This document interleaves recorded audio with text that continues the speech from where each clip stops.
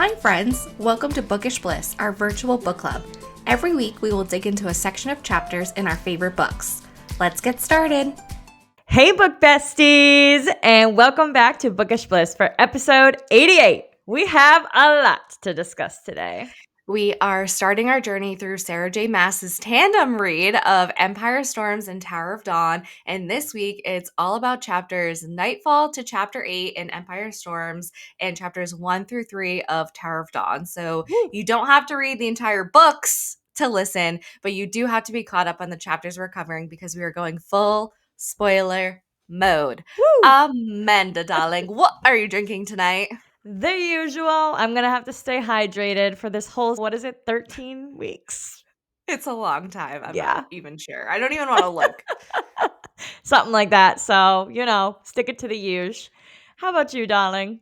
Darling, all of a sudden I started getting really sick this afternoon, so my water jug is here, but I did cheat and I have a real ginger ale because I don't Cheater! No, I'm feel just good, kidding. and I got soup from Panera Bread, Yeah. and I did the you pick two. You could do like a bread and a soup or a soup and a salad. Yeah. Well, now you can do a soup and a soup.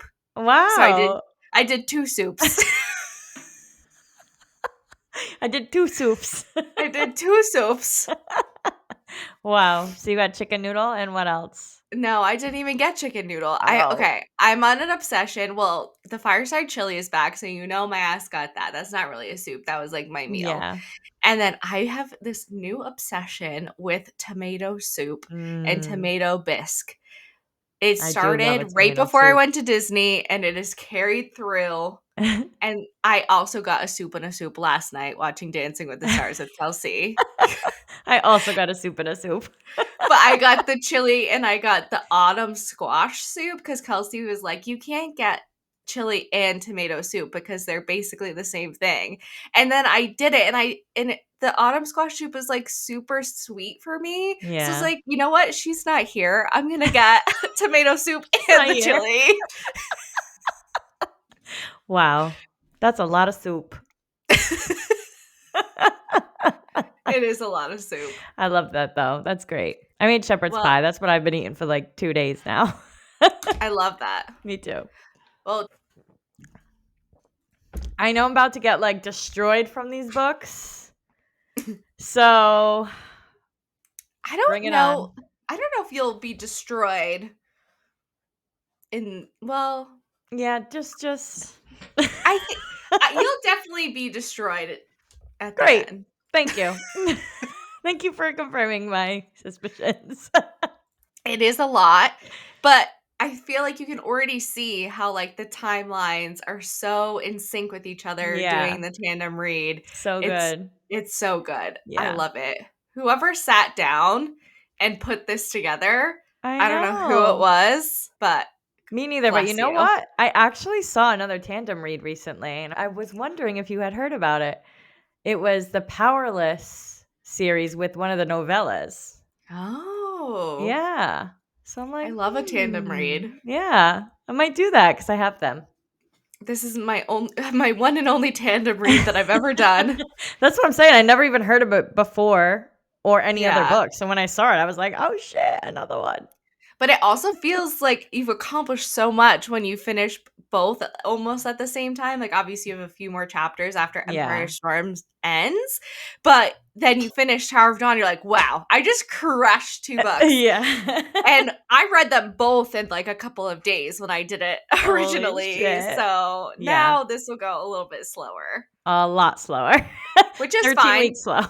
Because we have a bajillion other books that we're reading. What is your bookish news, Amanda? Oh my gosh, darling. So I just finished Adorned by the Grumpy Ghost by Ivy Knox. That looks so good. I want to read Dude, that. I am obsessed with Mapletown, and I love it was so smutty, like spicy.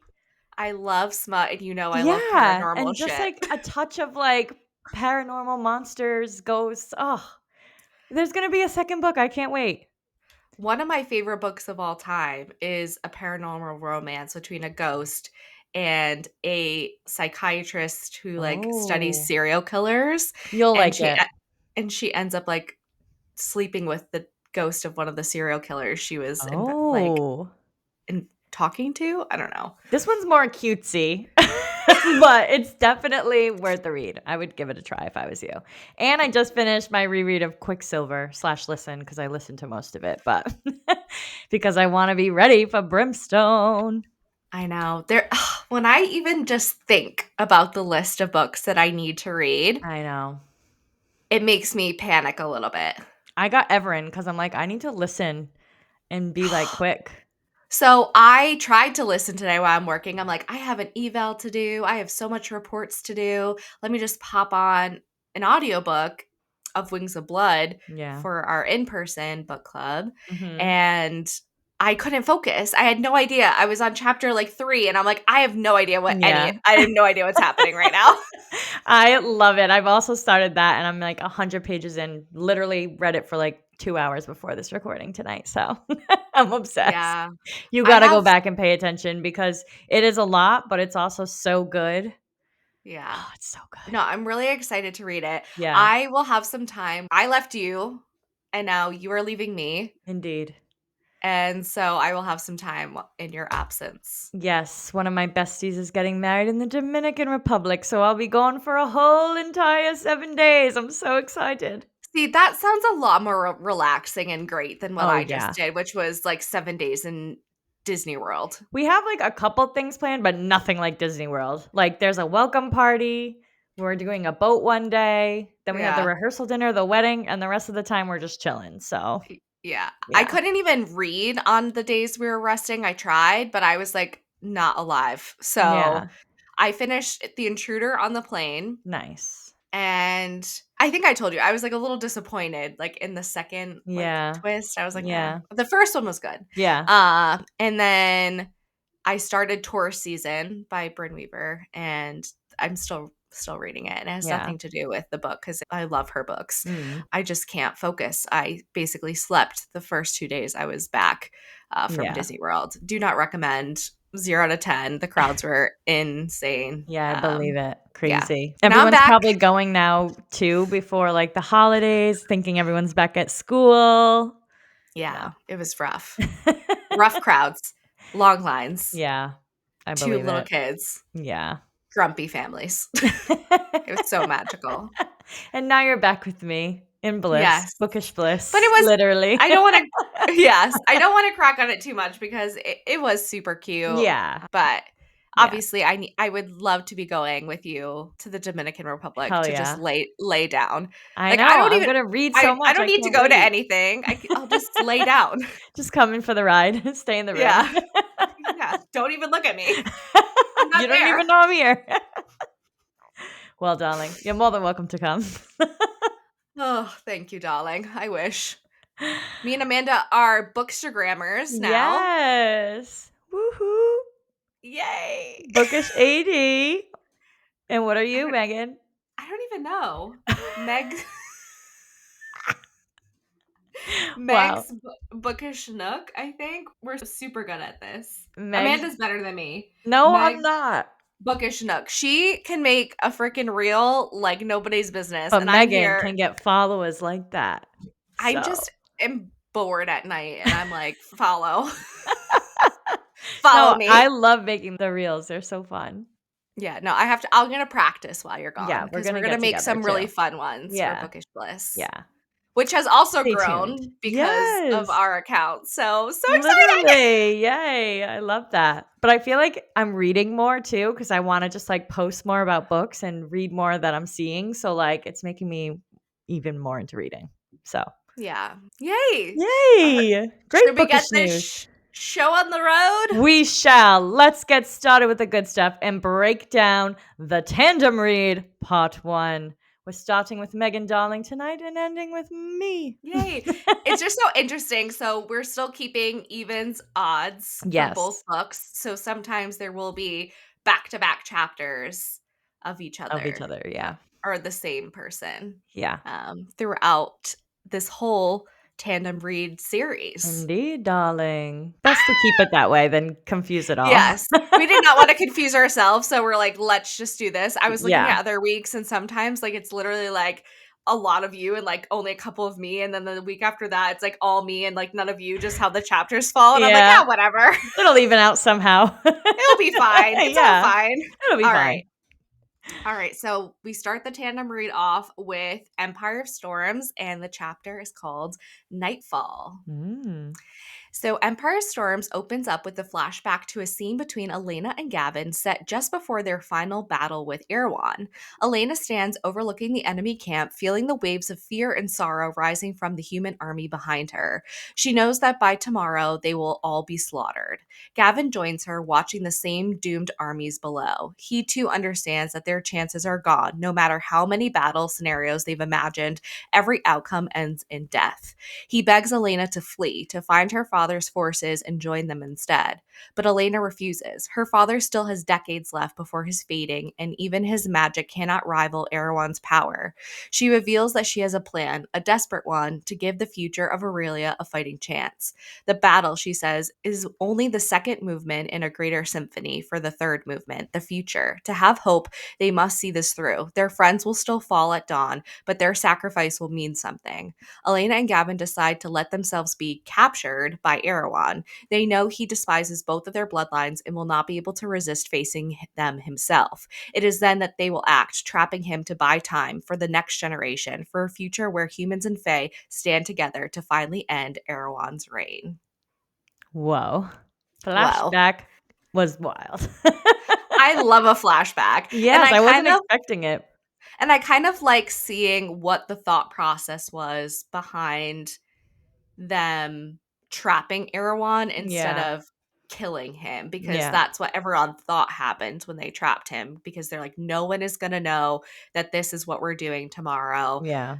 Eventually, maybe someday, Erewhon will be freed, and so this third movement, this future where Fae and humans stand side by side to fight him, will finally end him once and for all, because they just Crazy. didn't have the allies this time. I mean, it's looking like we don't really have the allies this time either, but Elena seems to think that the future will be better Yeah. because her dad, Brennan, is not dying right now, but he is not as strong as he once was. Yeah. And he doesn't have the magical oomph to conquer Erewhon. So she's like, it doesn't matter if I stay here or go there, we're doomed. So this Yeah. is our only shot. Our friends will die still, but their sacrifice will be for The something greater to good. save the future of our kingdom. Yeah. Indeed, darling.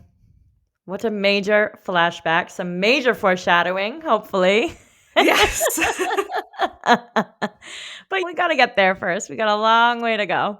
Long way to go. Indeed, darling. Here we go with part one, The Firebringer. And this is Empire of Storms, chapter one. Weeks after Manon Blackbeak and the 13 left her in the Oakwold Forest, Allied Locking continued her journey north towards Terrasen, determined to find her lost queen and Selena Sardothian to repay her life debt to Caltaine.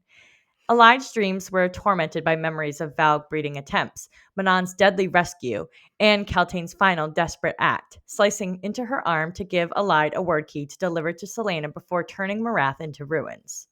Allied's journey was difficult. She fell sick for 3 days from bad stream water and learned to test foraged berries on her wrists. While ill, she believed she heard the Wordstone key singing non-human lullabies. I'm sure that wasn't a fever dream. She worried. She carried a curse and wondered if Selena would know what to do with the stone. She recalled Caltaine's cryptic message: Selena could open any door if you have the key. Allied worried she had taken a wrong turn, unsure how she would know when she crossed the border or how to find her queen.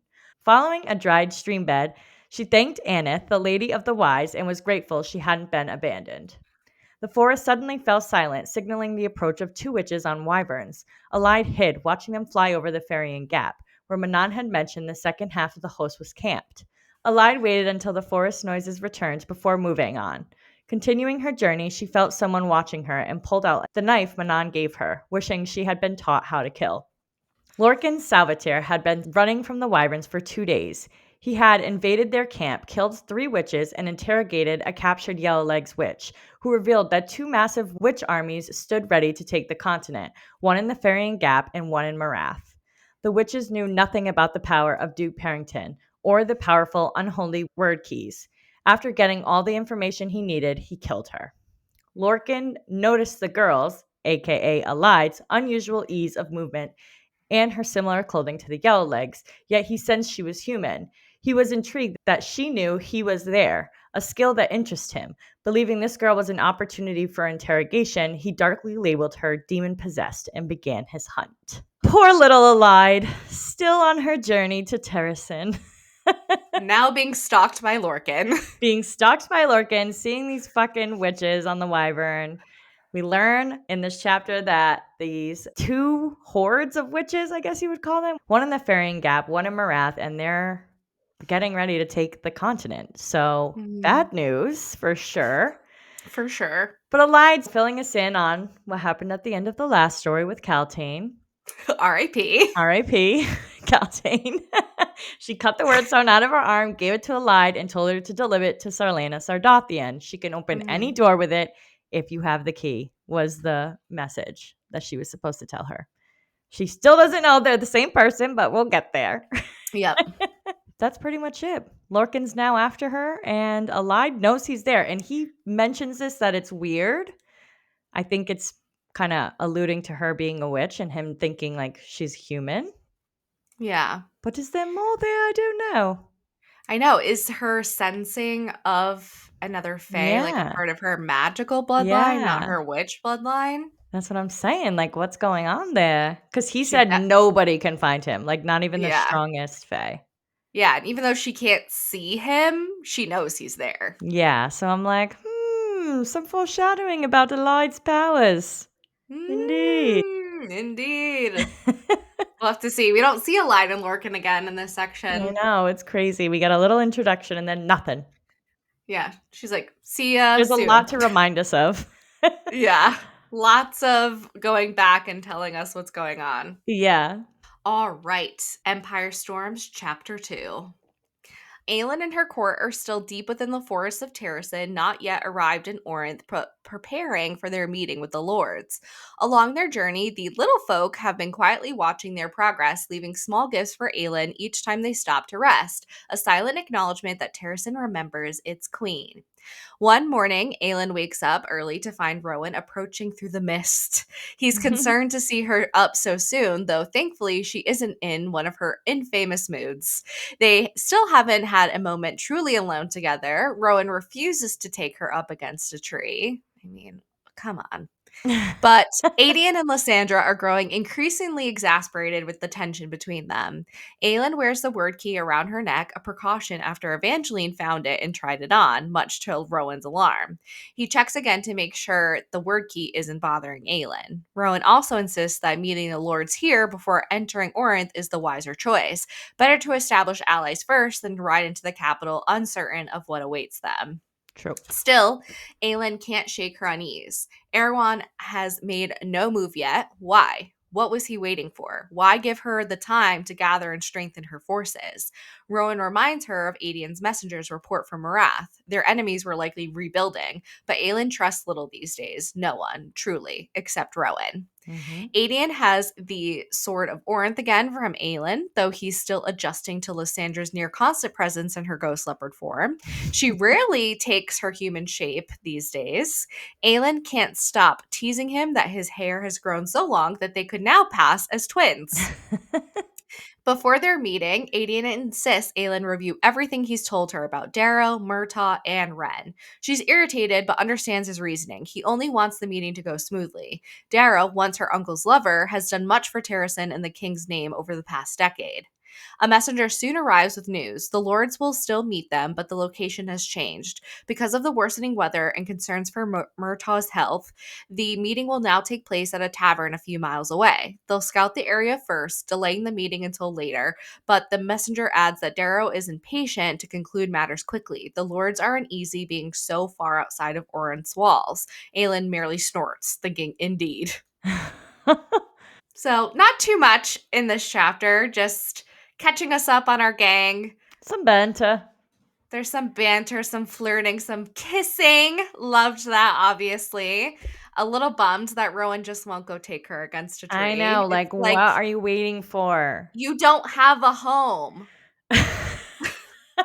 Like, where are You you don't have gonna a do it? choice. Take her behind the train. Shut up. You don't have to stand up, just lay down in a grassy patch.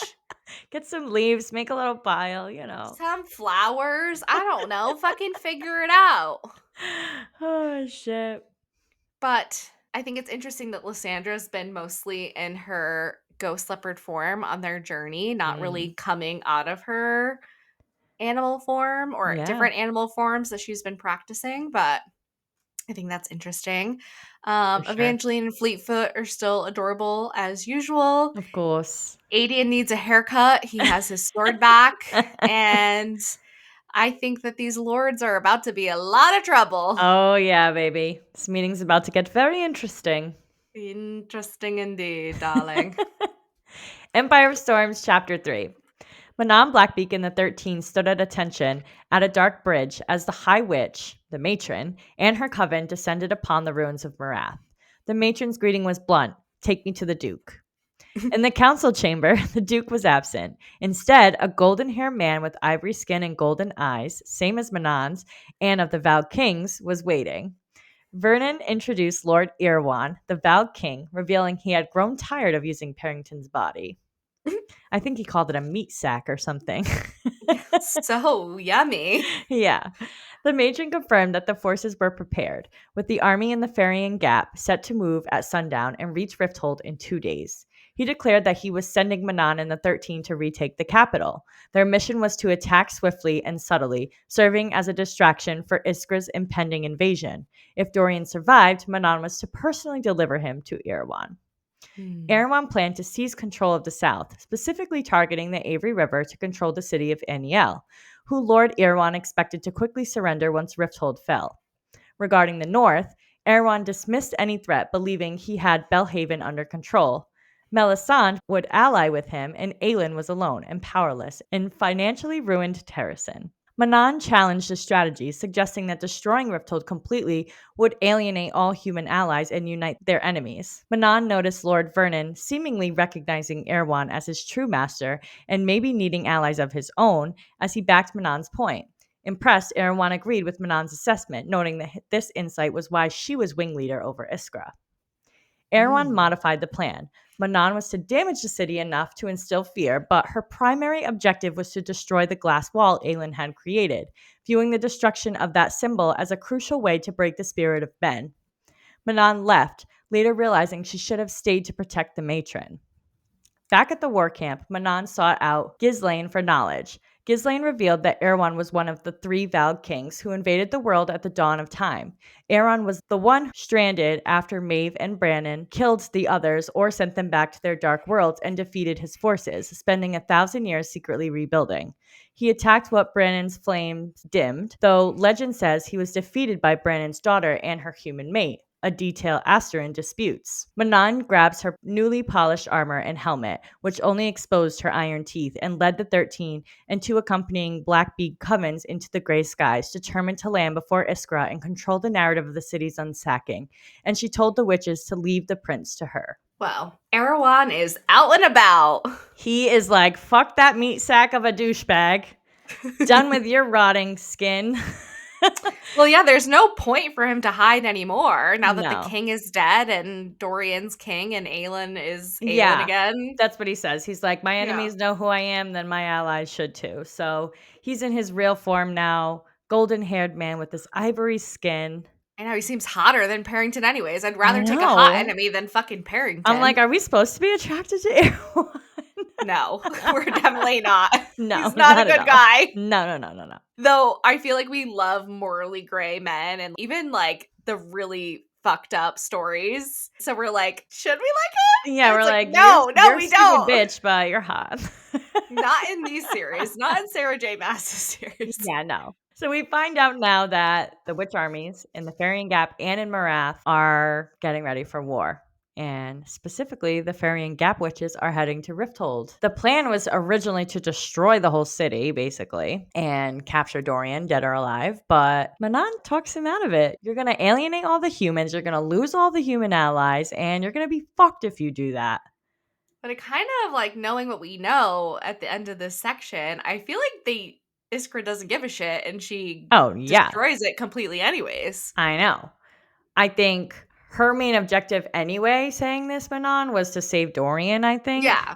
Yeah. So at the end of the day, she didn't give a fuck what Iskra did. I think as long as she could get to Dorian and save him, that was the plan. Or at least her wishes. Yeah. Which is fine with me because I was like thinking Dorian had Manon from the end of last book. And you're like, well, not yet. I'm like, well, here it is, bitch. I was Well, right. they're definitely flirting with each other in the Yeah. last Yeah, book. they definitely are for sure. So we figure out all of Erewhon's plan too about controlling the cities basically to the south so that he already thinks he has control of these cities in the north besides Terrasin, who's going to be alienated and alone, and he's not going to have to worry about them because they're poor anyway. So he thinks. So he thinks. Yeah, because obviously we know Aelin has more money than the fucking world right now for robbing Arabin. Yeah. Nobody knows that. Even at the end of this chapter, the lords don't even know that. No. So the plan changes for Manon to just damage the city enough, but a key objective here for Erewhon is to destroy that glass wall because he sees it as crushing the spirit of his enemies. He Yeah. wants these cities to bow down so he can just take control and defeat everybody and rule the world. Mm-hmm. Manon goes back to Ghislaine, who is this knowledge keeper of all this ancient goodness, and tells us all about the Vowed Kings, what happened to him with Maeve and Brannon. And obviously, we find out they weren't defeated by Brannon's daughter and her Nope. human mate, Elena and Gavin. Gavin. Sorry, I could not think of his name for a second there. Now she's ready. She's like, fuck it. We got to get ready and go so we can control this narrative, get there before Iskra, and make sure that the prince is left to her. Nobody touch him. Her man's. Hermans. Empire Storms, Chapter 4. Aideen and Rowan refused to let the messenger ride ahead to warn Darrow and the other lords of their approach. Once the court had confirmed that the area was secure, they entered the bustling tavern where the meeting was to take place.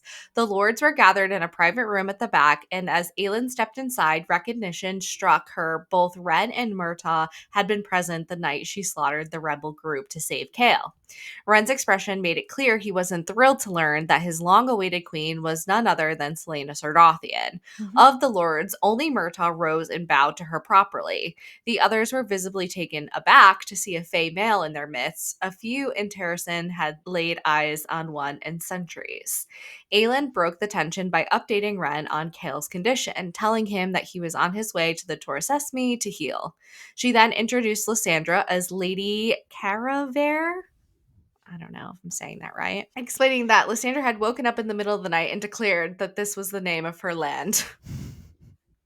When Rowan used his magic to pour water for the group, Darrow remarked dryly that at least the Fey Prince was useful for something other beyond brute force.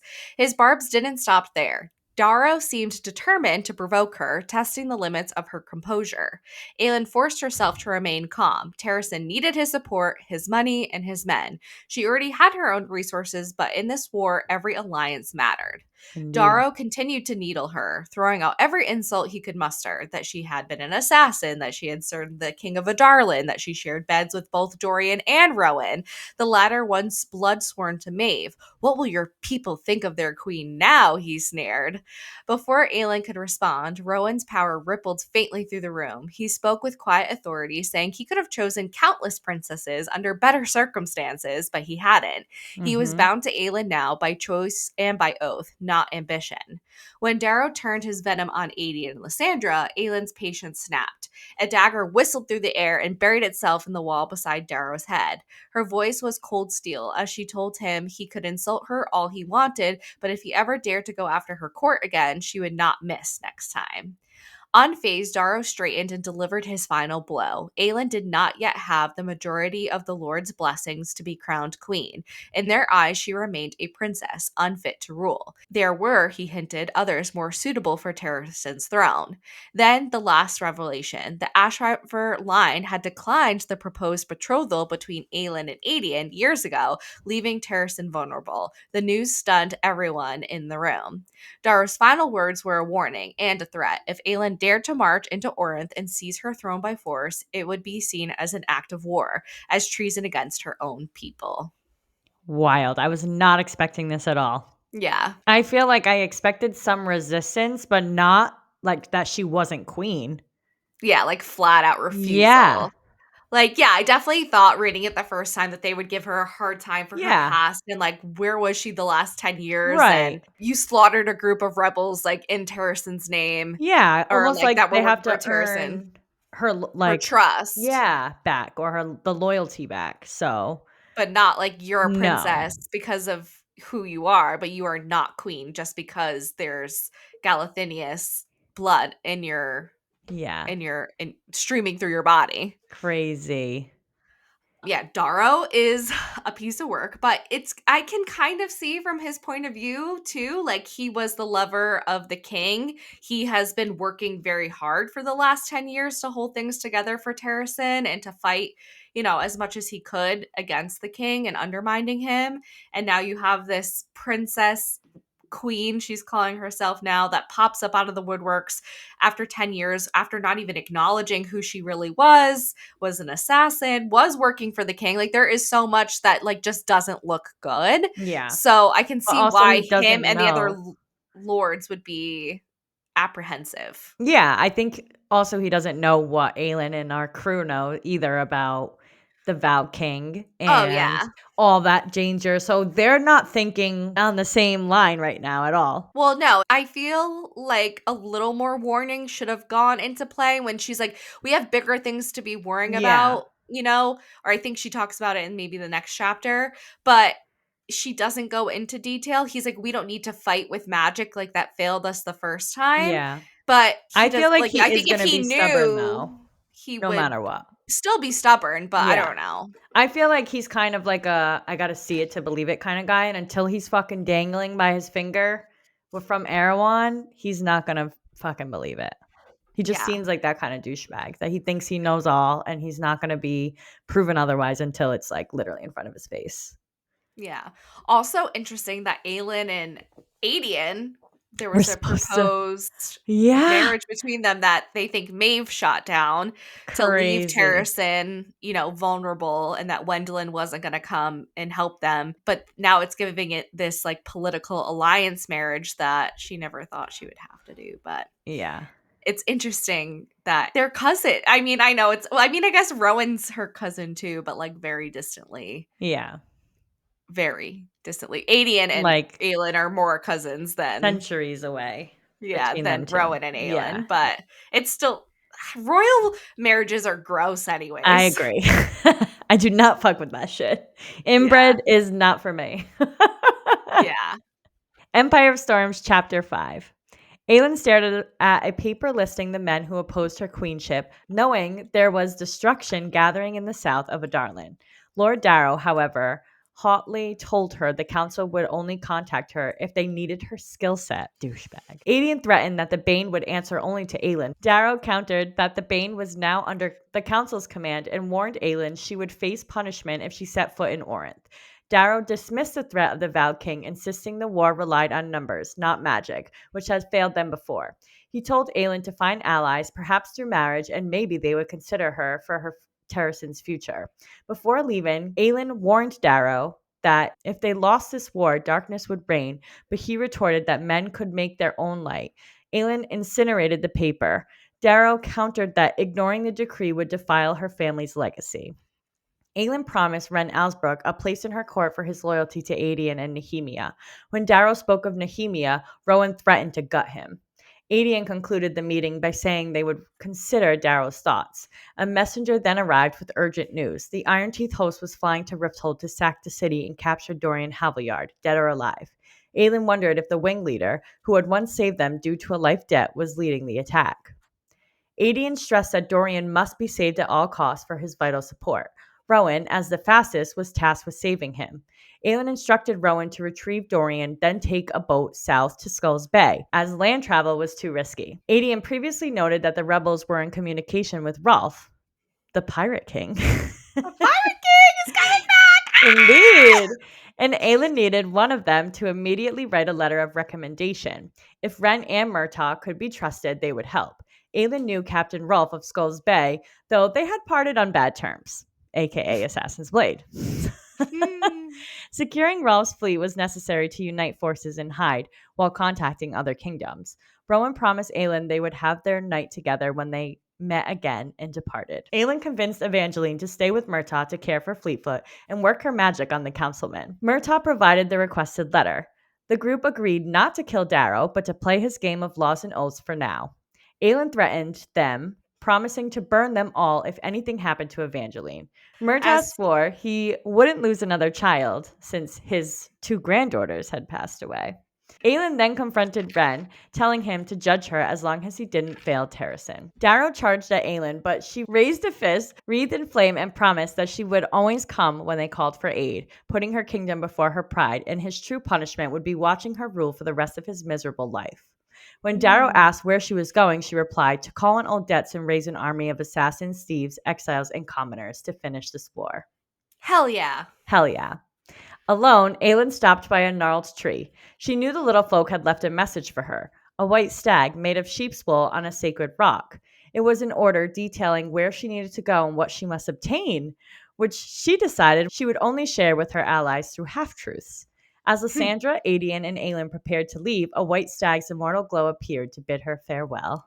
I got so teary-eyed when she saw the Lord of the North just watching her. I know! It's just like such confirmation that she is on the right path. Yeah, and that some people in Terrasen are glad she's back. Yes. Maybe not everyone, but The little folk are happy. Yeah, I can't believe we're only in chapter 5 of these books so far. Oh, so far only Empire Storms. And already craziness is happening. Manon with the fucking ransacking Rifthold. Aelin being disowned basically by her council. Yeah. I'm like, what is going on? Now she's like, Rowan, you got to go save Dorian. Then we're going to fuck when you come back. Yeah. And she's holding back words from him. Yeah. I'm like, okay. She loves him. I already can't stand this fucking court, though. I want them to be shaking in their boots and beg for Aelin to lead them. Yeah. That's the only way I'll accept any kind of arc from them because they're annoying as shit. Do you love that some characters from Assassin's Blade are starting to pop up? Yes. I'm like, okay, this is going to be interesting because it's yet another person that Aelin/Selena has pissed off. Who hasn't she pissed off? Literally, she's pissed off so many people, and we're going to find out a lot of them in the beginning of this section, so. Yeah. Do you also love how Aelin and Rowan were like in the end of the last book, if we ever have to fight another battle, like we'll fight together, so we're never parted, and he's off to like go save Dorian by himself. He's like, yeah, and with the little death vial that he's carrying just in case he gets captured. literally. And I'm like, didn't you just say like you shouldn't be never separated? Gonna go. Yeah. And now you're separated. Dorian's worth it, I guess. True. Dorian is worth it. I love him. They're a very crucial ally at this moment in time as well, even though there's not much left of Rifthold, but. I mean, he's still the king of all of Adarlan. True. Rifthold's just the capital. True. That's true. One last thing I want to mention about this chapter is Ren gets an invitation into Aelin's court for her work with Adian and Nehemia, which I thought was very nice. Yeah, and Kale. But we're hoping that the ransack from the witches is led by Manon and something's going on. Everybody's thinking it, even Kale when we get to his point of view. So, which is coming up next. Yep, which is coming up next. Oh my gosh, this nice break that I have over here. Just I know. Chilling. I'm going to have it too soon. So enjoy it while it lasts. Do I have back-to-backs this one? Yeah. No. Oh, yeah. Okay. So now we're in Tower of Dawn, Chapter 1. And this is Part 1, The God City. Cale Westfall, now hand of the newly crowned King of Adarlan, detested the sound of the wheels of his chair, which he viewed as his prison, but also his path around the world. They had arrived at the Coggan of the Southern Continent's palace in Antica, a sprawling structure built entirely from Southern Continent materials. Nesrin Falik, dressed in her new crimson and gold Captain of the Guard uniform, pushed his chair. Cale felt inadequate, noting that black, the color he wished to wear, had become associated with the Valg. He found it difficult to look at the Antican guards as they prepared for foreign guests. Their mission was immense, to meet a man whose decision could alter the fate of the brewing war against Erewhon in Adarlan and Terrasen.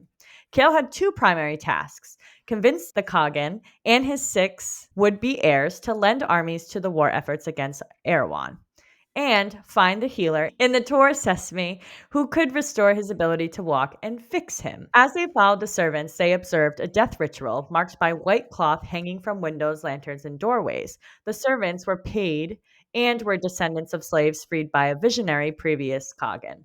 Kale noted the current Kagan treated his servants well and hoped the unknown next heir would continue the practice. The empire's inheritance was decided by the Kagan, independent of birth order or gender. The Kagan's children were designed to be highly competitive, proving who was the strongest, wisest, and most suited to rule.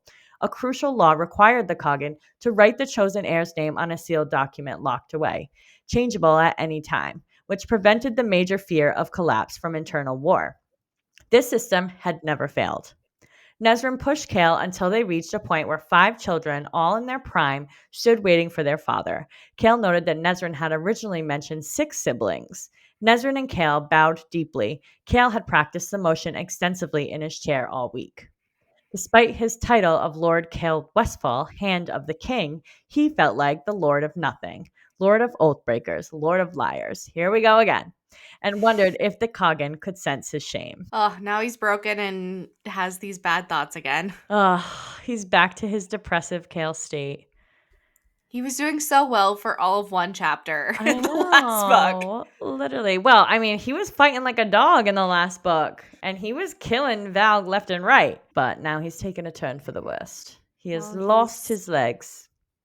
He Yep. hates his chair. He sees it as a prison, but it's also his path around the world. So we gotta, take the glass half full. Yeah. We get to this palace, and Kale has 2 primary tasks here.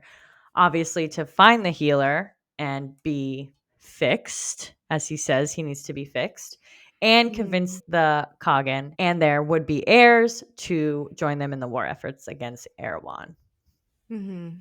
They notice this death ritual too, which we find out later is actually one of these siblings, where they hang all these white cloth from windows, lanterns, doorways. So you can totally tell when somebody dies. Yeah.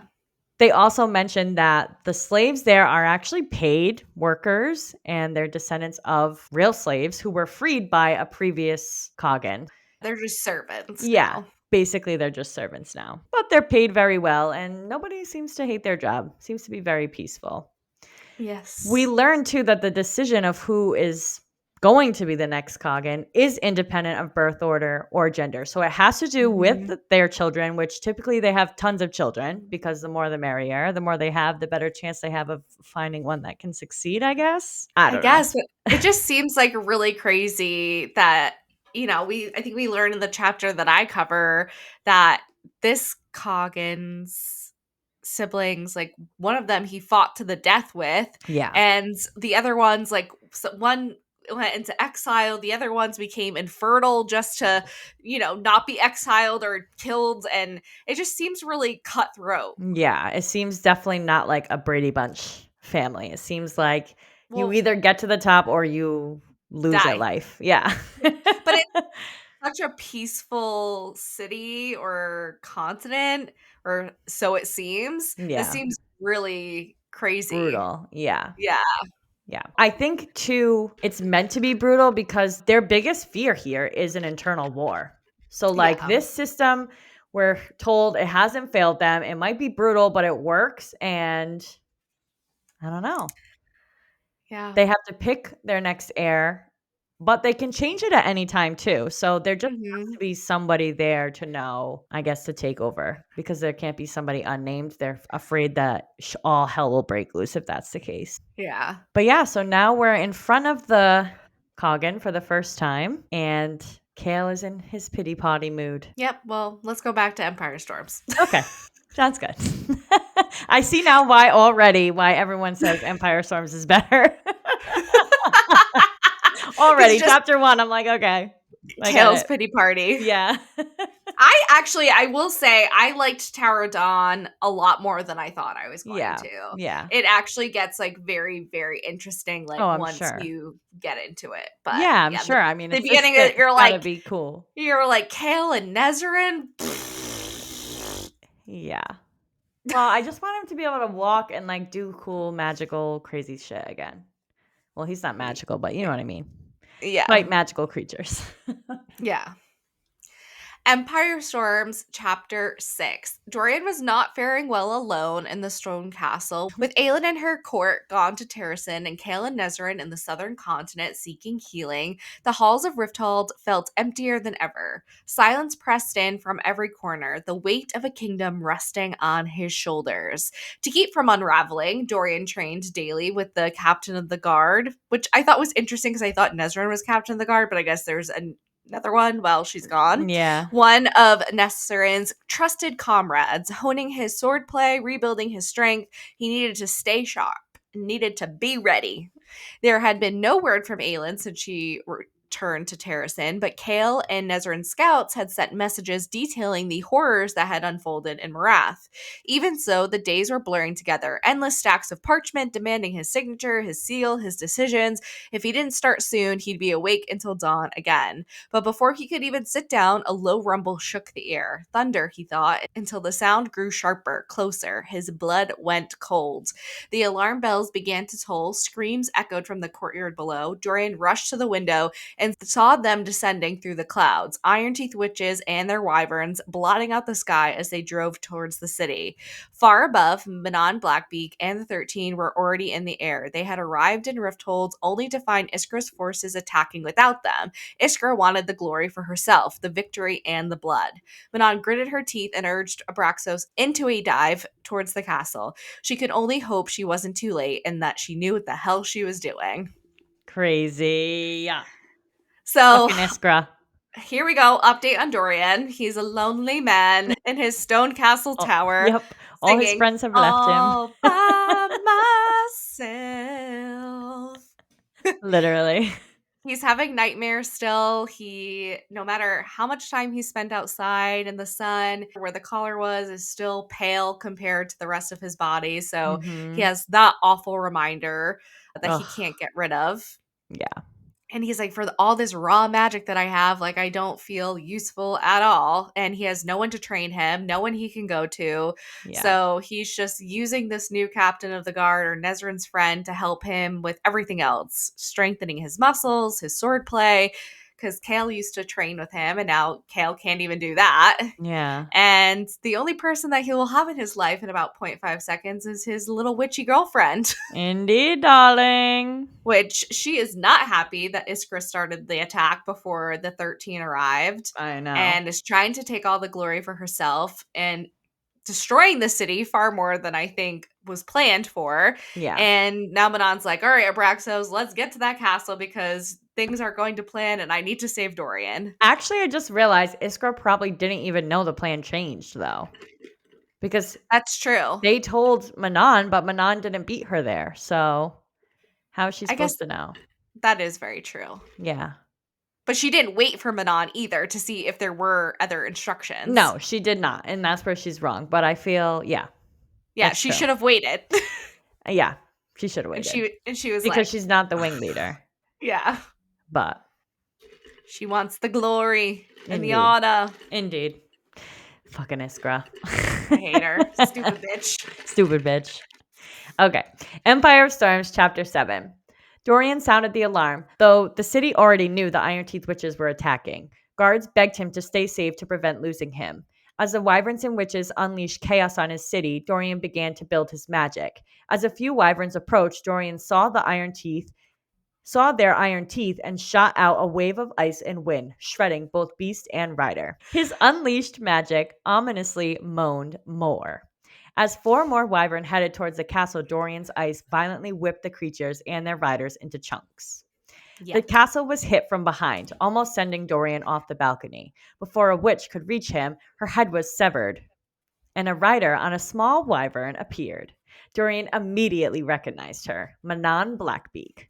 Manon told him to get the fuck up. Iskra was missing, but her coven was present. Manon's instincts took over. She used her wind cleaver and her wyvern, Abraxos, attacking the opposing mount. Manon screamed at Dorian to get up and flee, but he was struck by a venomous wyvern tail. He should have died, but he was using his magic to fight off the poison, but moving slowly. More witches died in the ensuing skirmish. Manon yelled that she owed him a life debt. Dorian told her to fight with him now against him, meaning Erewhon, but Manon insisted he run, and she went with him down a tunnel. More witches saw them together, and they were killed before they could spread rumors. A sudden flash of silver hair, a tattooed face and neck, and slightly pointed ears appeared. This man was the source of a powerful surge of wind that choked the air in Manon's throat away to nothing. Dorian yelled, "No!" And the air flooded back into Manon's lungs. Manon had no magical shield against magic of that magnitude. A witch can only summon her core magic in the most desperate times, but with devastating consequences. Foreshadowing. The Dorian told her to find him when she changed her mind, and then he was gone. the yielding is crazy. Yeah, for sure. Dorian sounds the alarm, but the city is already aware that the witches are here. They're wreaking fucking havoc. And Dorian finally gets to use his magic. He Yeah. is whipping ice and wind, shredding wyverns and witches into chunks. Very graphic. But he almost gets got by one witch. Well, But the wyvern instead, almost got him. I thought it was the witch. Well, her wyvern smacked him first because that's how he gets the poison in him. Oh, I thought that was after. No. Once he's poisoned, the witch gets off like her wyvern to go kill him. Oh, okay. Yeah, so Manon, he recognizes right away. Hmm. Iskra's missing. Where the fuck She's did off. she go? She must be battling somewhere. Fishy. But it is weird that she didn't go after Dorian herself. Yeah. What else could she be doing? She has to be doing something fishy. Like a secret mission. Yeah. She has to be. She's leading this fucking charge, trying to take all the glory and then disappears. Looks like she was trying to do something sneaky. We'll have to see. Okay, Iskra, I'm clocking that as a prediction. Okay, Iskra. So we know now Manon is trying to help Dorian get out. She's like, we got to get the fuck out of here. I was going to say Lorcan shows up. Rowan shows up. Well, yeah, he comes in the nick of time just as more witches are coming up the stairs to the tower to get Dorian, and they see Dorian with Manon, and she's like, shit. Yeah, and they fucking die before they can spread any rumors. Well, thank God, because Rowan murders them. Yeah, he sucks all the air out of the room, which chokes even Manon, and Dorian's yelling, no, not Manon. Don't He doesn't kill say my not Manon, but baby. in my brain, he's like, no. Like his love is shattering all over the place. Oh my God. But Rowan spares her, probably for Dorian's sake. We do find out here, though, at the end of this chapter, that a witch can only summon her core magic in the most desperate times, but with devastating consequences, which I think is major foreshadowing for Manon having to use her core magic in the most desperate of times, maybe to save someone that No, do she you know what loves. the yielding is? What? That's what the yielding is. You don't come back from that. I know. Oh, That's what I'm thinking. she would die. Yeah. Oh. She just told us, I think, how, it's going to end for her. Oh. I hope she doesn't, sad. but now I'm scared. Megan, you made me think everyone's dying, so. Everyone is dying. See? Just kidding. Not everyone's dying, but So, there I are don't people know. who will die. Yeah. But this is why, okay, not to bring in ACOTAR like theories, but for a second, this is why I think Moore is a witch, because you know how Rhys says, if I go down and Amryn falls and everyone's going to shit, you send in Moore to end it all, basically. Yeah. Like, I think she would do like the yielding and blow everyone up. Oh. Right? Doesn't that like make sense? When whatever the line is that he says, like, if all else fails, like, you send in more, and you're like, why? Like, Or does she have does- shadow fire? Oh, I definitely think she's a witch. Crazy. Or part witch. Because she knew about the witches. She told like Nesta and Elaine about the witches. I need to reread too that series. I forget everything. but not Well, until the now new that book's you're coming reading up. more of Sage Mass, like, it's nice to, like, go back Go to the other back. series, and you're Yeah. like, "Oh my I'm god!" actually loving rereading. I've now Yeah. reread Fourth Wing, Quicksilver. I'm loving it. Love it. Love it. But if it's not Manon, there is going to be a witch that does this. Maybe a witch turns evil. Maybe it's Iskra. There will be a witch, if Mm. not Manon. It's obviously going to come into play. We don't learn it for no reason. I know Sarah J. Mass. It's so funny, like, reading when I read the books, like, not thinking, like, theories, because I think I've said this before, I never read anything like this before, so I didn't even think to, like, predict or Yeah. whatever, so when things would come up that I learned about before, I was still so shocked. I was like, "Oh my god!" I mean, I feel like I do predict a lot, and I'm still shocked too. Yeah, but It's I just, like, never even would think, like, yeah, how you are thinking right now back in the day of, like, yeah. "Oh, we're learning about this for a You reason. also This is read obviously gonna happen." all of them in like 3 days.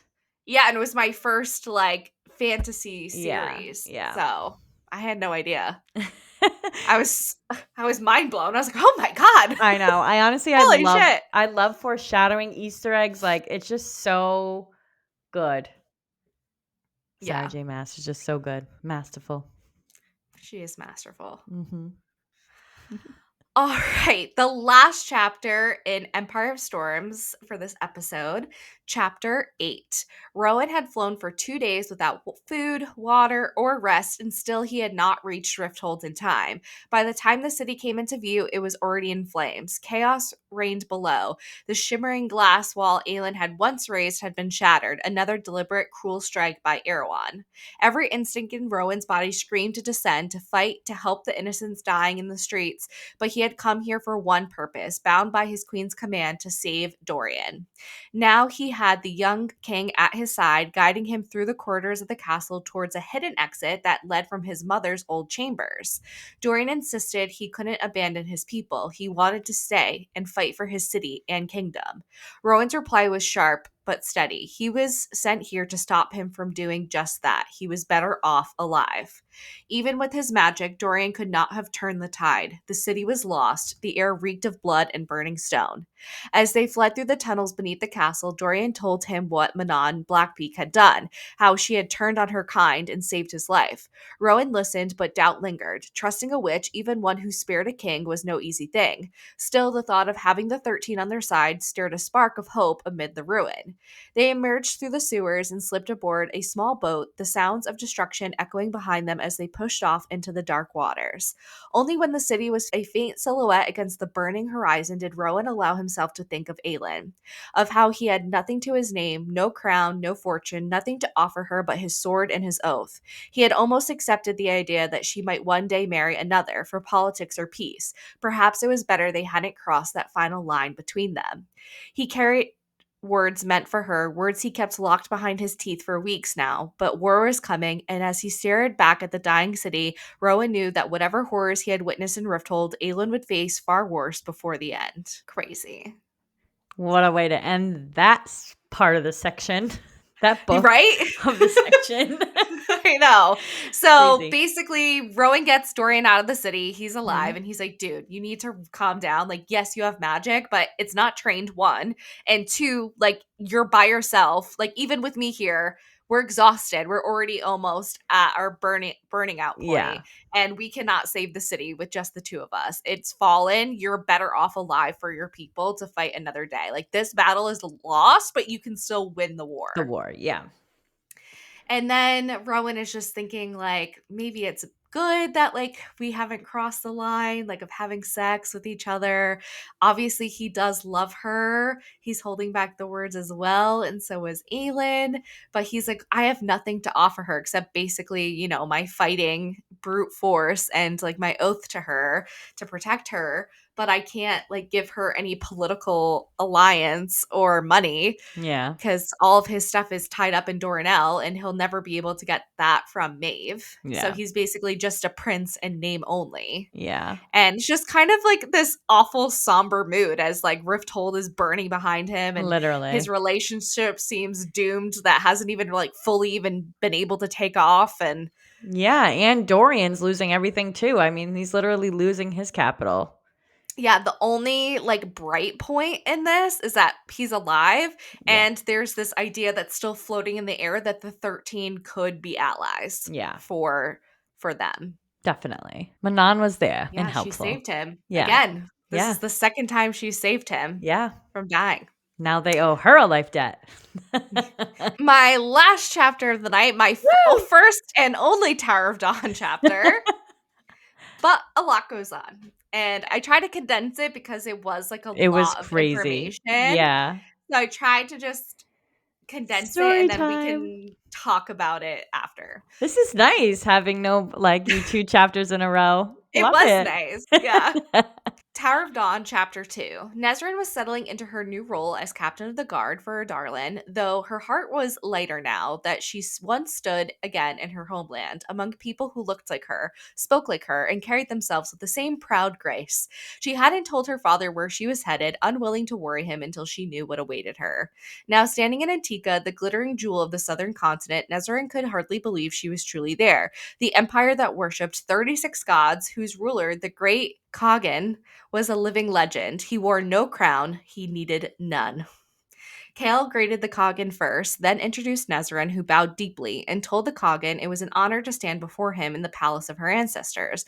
The Kagan already knew why they had come, to convince him to join their war in the north. One by one, his children were introduced. Here we go.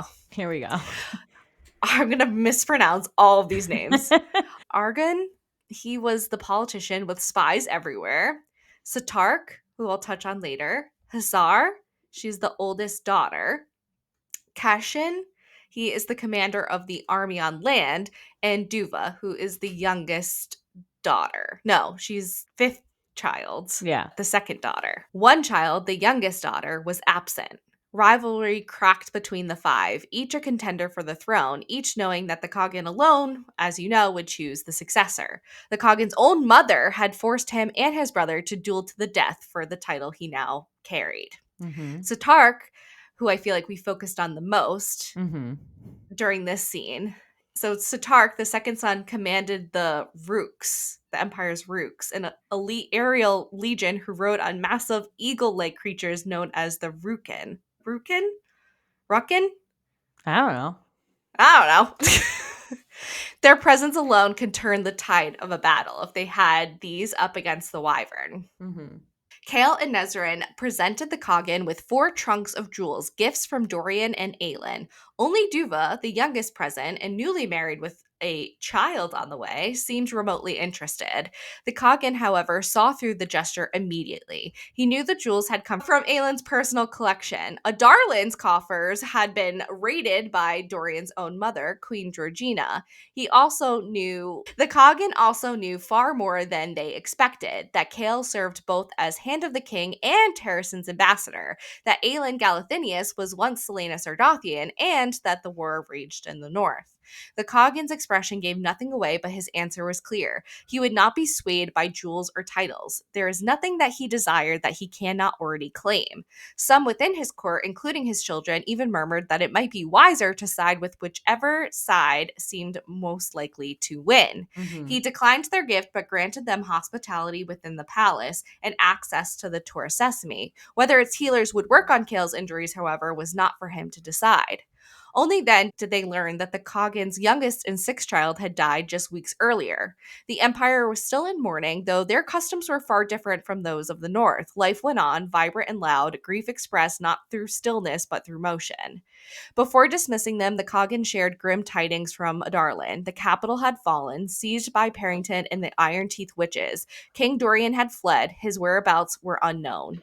The news struck Nezrin like a blade. Her family was still there, and she had not been there. Guilt and helplessness flooded her. Had anyone stayed to protect the innocents, to protect them? For the first time, Nezrin wondered if she made a terrible mistake in coming here. Whoa. This was just like too much. Yeah, they knew everything. It was crazy. Yeah, the oldest son, Argon, has elite spies everywhere. And the Mhm. information they get to him is fast. Instant. Instant almost. They knew every single thing about them, about Aelin, about why they were there, what is even going on at the present moment. Yeah. It's Literally. crazy. Stuff that even Kale and Nezrin didn't know, right? Yeah, they didn't know that Adarlan had fallen. I mean, Rifthold Yeah. had fallen. Yeah. It's Crazy. crazy. But we get introduced to the 5 living children of the Coggin, Mhm. and they all seem not fun. The only No. one that seemed somewhat nice, he's like, "We are known for our hospitality. Like, they've had a long journey. Let's let them settle in." And we'll talk about this later because he can, I think, see how distraught Nezrin was in hearing the news of Rifthold falling. Yeah. Oh, baby Well, captain. also because obviously her family's there and she Yeah. wants to nobody's there to protect them now, so she's obviously gonna assume the worst.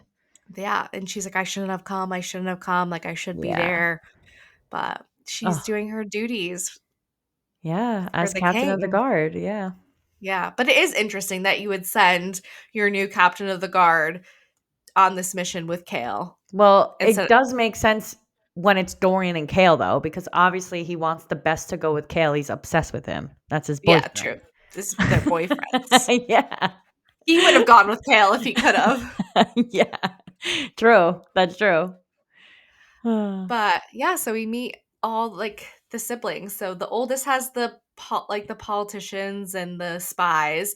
The second has the aerial legion, which I was like, this is very Rebecca Yarros, but really Sarah J. Maas did it first. Yeah. And then and then the third, I think she has like control over like the seas, like the boats, the Yeah. navy, I guess we'll call it. The fourth has control over the land army and the horses.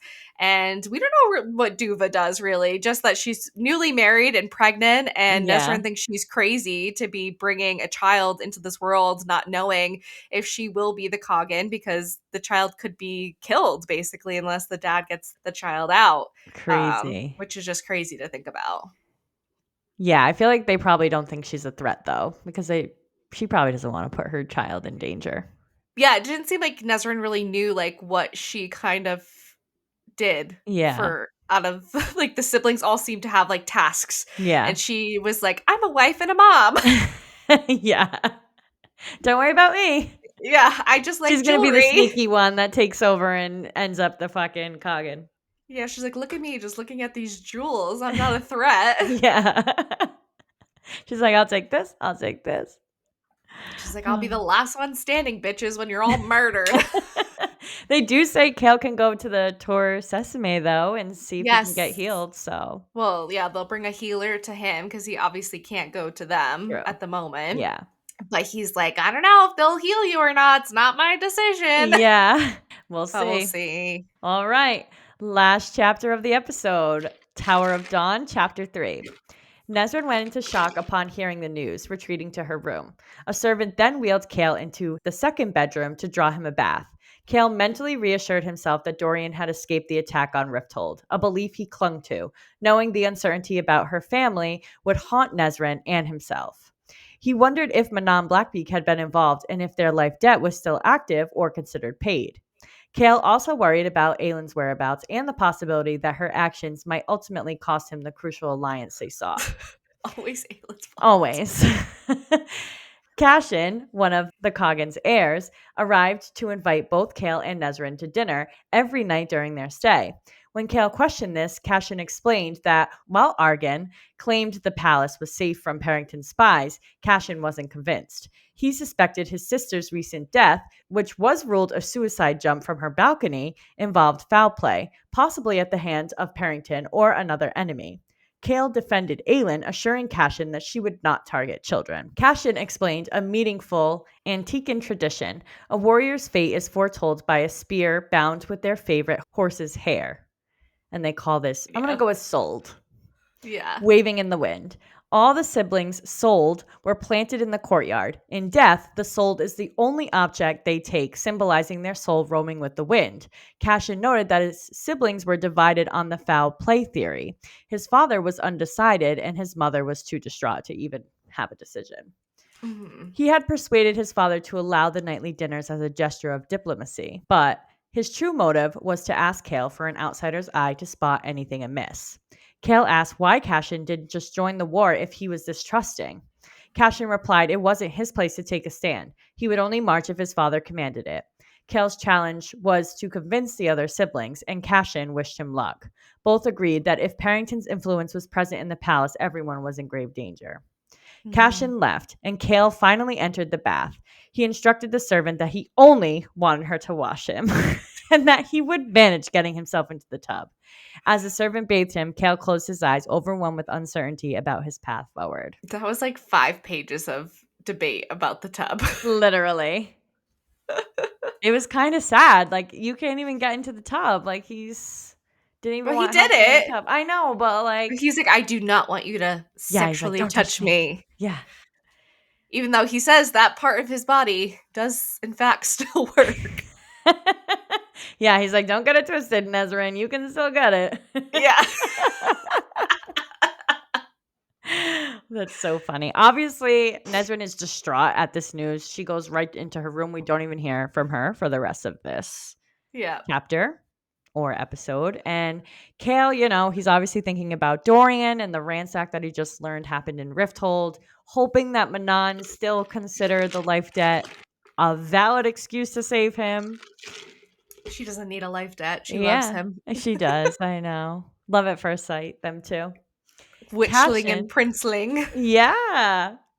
With the king eyes. So Cashin comes and basically tells Cale that he thinks that Parrington's spies are in the palace, which disagrees with his brother Argan about. But he thinks that his sister's recent deaths, something was foul there. They ruled it a suicide. He's like, she would never fucking do that. There's no goddamn way. Yeah. And he invites Cale and Nezrin basically to have dinner every night for him to have an outsider's opinion on the matter. Yeah. Which I think will come in very useful for Cale. And I do think that Cale is going to end up helping, and that's going to be how they secure this ally. So let me throw in my little prediction there, a little sprinkle. And that's basically, that's it. He's in the tub like, what the fuck am I going to do? He's contemplating his life choices. He is. But his dick still works. Yep. You hear that, Nezrin? I know something that will take you out of your misery. Oh, God. But yeah, that's all I really have for predictions. Very light. I feel like this section was a lot of, reintroducing, setting us up for what's to come in these books. Kind of getting back what happened at the end of the last book, Queen of Shadows, and kind of just introducing setting us forward. Yeah. To Tower of Dawn setting. Exactly. Yeah. So that's all we have for you today. Please let us know what you think by leaving us a review and comments on any of the platforms you are listening/watching on, or on our social media pages. This helps tremendously to get the word out and lead more listeners to find our show and tune in. And come join our book club Discord. You can find the link in our bios on Insta and TikTok. And this month we are reading The Veiled Kingdom by Holly Renee. We love chatting with you guys, so don't be shy. Don't forget to email, follow, subscribe, rate us 5 stars, and tell all your friends about us. And we hope the rest of your day is blissful. Bye! Thank you so much for listening. Join us next time for part 2 of the Tandem Read by Sarah J. Maas, featuring Empire of Storms and Tower of Dawn. Happy reading!